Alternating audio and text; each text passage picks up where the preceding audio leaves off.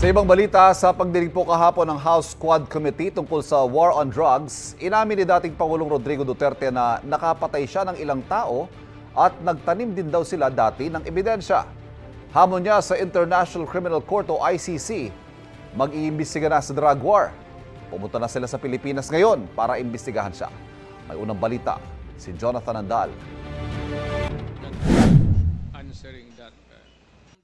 I'm asking the ICC to hurry up, and if possible, they can come here and start the investigation tomorrow.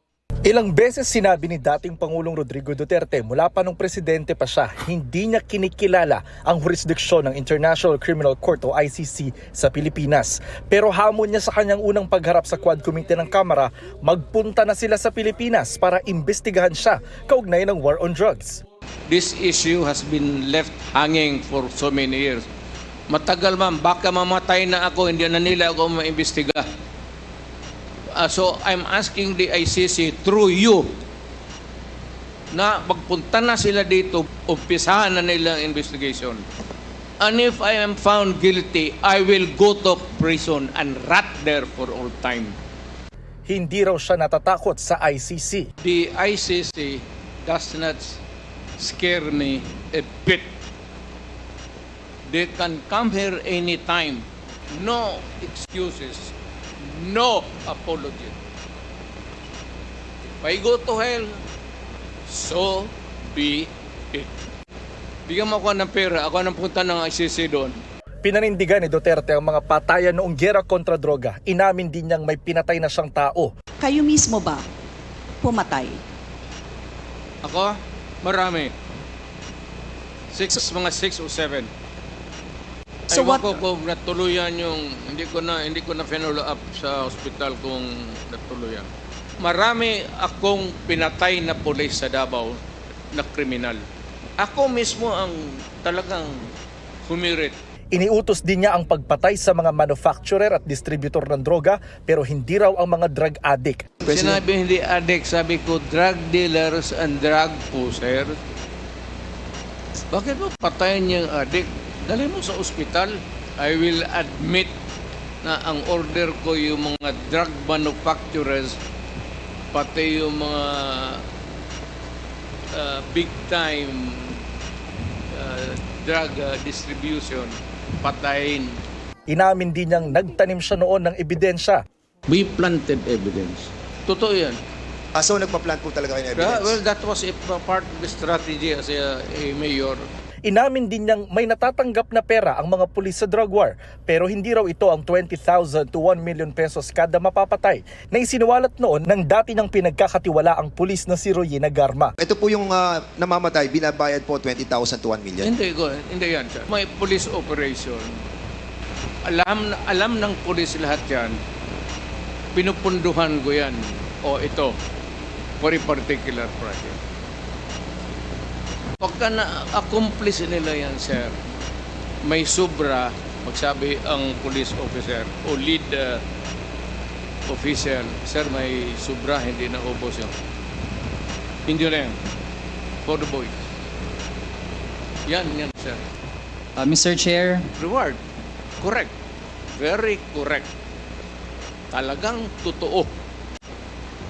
At minsan, bigyan ko pa dagdag. Ayaw sagutin ni Duterte ang tanong ni Representative Raul Manuel kung galing ang pabuya sa confidential funds ng Office of the President. Kaya tinawag yan, sir, ng intelligence pati confidential. Kaya huwag kang magtanong kung anong confidential ginawa ko. Confidential nga eh. I am protecting the interest of the Republic when I dispense confidential funds. Do not make me account for something which I cannot do legally. Pero sa isang punto, sinabi ni Duterte, galing umano sa mga sobrang campaign fund ang perang ginamit niya sa pabuya. I still remember that you have mentioned that yung pong pera na galing po sa donation ng inyong pong campaign funds will be utilized for the reward system. You mentioned that and I saw the video. And that's a private money, Mr. President. Yes, galing sa akin. Hindi na private money. Kasi natanggap ko yan. Ano na ako nakahawak ko na the money I was already when I was in the official na ako. Naroon din sa pagdinig ang mga kaanak ng mga biktima ng drug war, dala ang mga larawan ng mga nasawi nilang mahal sa buhay. Lalo din po kami nasaktan ng kalooban nung time pong nalaman namin na may reward. Parang ganun lang po napaglaruan yung buhay ng mga mahal namin sa buhay. Mahirap po sa amin talaga na hanggang ngayon po ay walang hustisya dahil po wala talaga pong masusing investigasyon para doon po sa mga pinaslang. Gayon din si dating Senadora Leila de Lima na nakulong ng halos 7 taon matapos akusahang may kinalaman sa bilibid drug trade. Katabi pa nga siya ng dating Pangulo sa buong pagdinig. Naniniwala po ba kayo that si Secretary de Lima ang mother of all drug lords? Who said it, sir? Sino, Si sir? Director Ruel Lasala and Reynaldo Esmeralda, former NBI officer in charge ng Department of I Justice. would like to congratulate them for making this statement. Absolutely false. Wala po akong kinalaman sa illegal drugs. Kasama lang ho yan sa naging propaganda nila. Kayo daw po ang Lord of all drug lords. Hindi ako dadating ng pagka-presidente, sir, kung ganun ako. Pasado alas 4 ng hapon, dumating ang anak ng dating Pangulo na si Vice President Sara Duterte at umupo malapit sa likod ng kanyang ama. Hindi nagpaunlak ng panayam ang bise. Sa pagpapatuloy ng pagdinig, inakong muli ni Duterte ang legal na responsibilidad sa mga pagpatay sa drug war. Muli rin siyang inusisa tungkol sa mga detalye ng affidavit ni Garma. I have not read the affidavit so that I would not be in a position to correctly really to respond to your question. You are now trying to investigate me. Para kang investigador. You're trying to confront me with the statements made in that affidavit, and you're trying to exact an answer from me. Pagka ganon, maghinto tayo dito. That is not proper. Mr. That President, is not fair. Mr. President, we're not. Titindig ako dito. At nang tanungin si Duterte tungkol sa 7 private citizen umano na miyembro ng kanyang death squad, Even if they exist, why would I tell you the names now to you? Ang tingin mo sa akin, stupido? Bigay mo yung pangalan mo, you put the family and the persons in danger. Mr. But President, the proper question, ganon?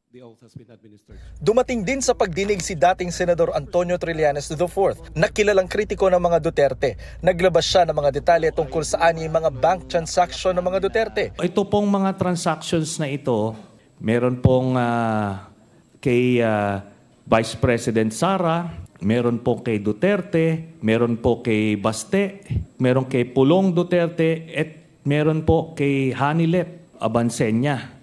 Ito pong mga ito ay mga manager's checks under their name na ang origin po ng account ay yung isa dun sa mga drug lords na minention ni Las Cañas na si Sammy Uy. Nagdidibidendo yung drug lord dun sa pamilya nila Duterte tuwing October at April. No? Kaya sunod-sunod po yan.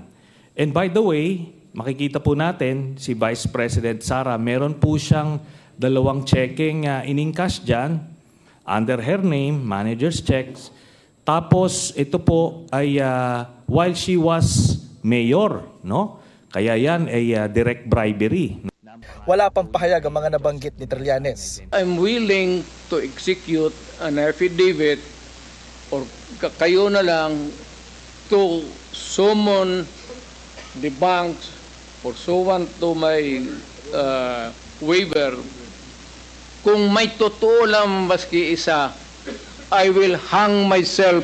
Kung may isang totoo lang nakiting, I will resign and I will ask my daughter to resign and everybody in the family. That is my guarantee. And I will hang myself. I will sign it, the document tomorrow, and I will hand it kasi gagawin pa ng abogado. Sa isang punto, may hamon si Duterte kay Trillanes. There is an iota of magbigti ako. So, in the same manner na kung magbigti ako si Trillanes, dapat magsabay rin sa akin. Nagsabi na yan siya na magbibigay siya ng waiver. Puro bluff yan, pero hindi. Kaya nga, mas maganda kung ma-draft na po natin yan ngayon para papirmahan niya yan dito. Will the former president be okay that if we draft the waiver now, that it be signed today instead of tomorrow? Anong kapalit, sir?